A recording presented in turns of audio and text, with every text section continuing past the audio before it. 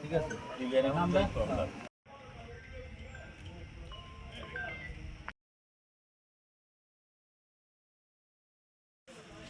আমরা আজকে বিদ্যানিকেতন স্কুল সংলগ্ন স্থানে সুরাঞ্জলি কালচারাল ট্রুপের উদ্যোগে যে 17তম বৎসর পূর্তি উপলক্ষে আজকে যে বৃক্ষরোপণ কর্মসূচি, এই বৃক্ষরোপণ কর্মসূচিতে আমরা সামিল হয়েছি।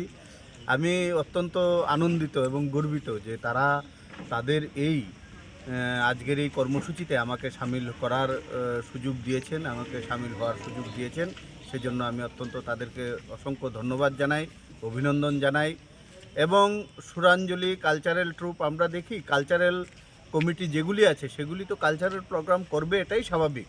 এবং এই যে আমাদের সামাজিক পরিবেশ নিয়েও তাদের যে ভাবনা রয়েছে তা আজকে তাদের এই কর্মসূচির মাধ্যমে প্রকাশ পেয়েছে। আমরা চাই, আজকে আমরা দেখি গ্লোবাল ওয়ার্মিংয়ের কথা বলা হয়, সেই জন্য আজকে দেখি আমরা পৃথিবীর উষ্ণতা দিন দিন বৃদ্ধি পাচ্ছে।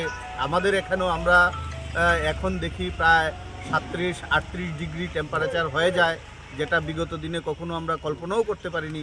আমরা দেখতাম যে 30-32 ডিগ্রি এর উপরে আমাদের থাকতো না টেম্পারেচার। আমাদের এই ত্রিপুরা রাজ্যকে নাতিশীতোষ্ণ রাজ্য বলা হতো, কিন্তু আজকে সেখানেও আমরা দেখছি টেম্পারেচার সেখানে বৃদ্ধি পাচ্ছে, পরিবেশ ভারসাম্য নষ্ট হচ্ছে।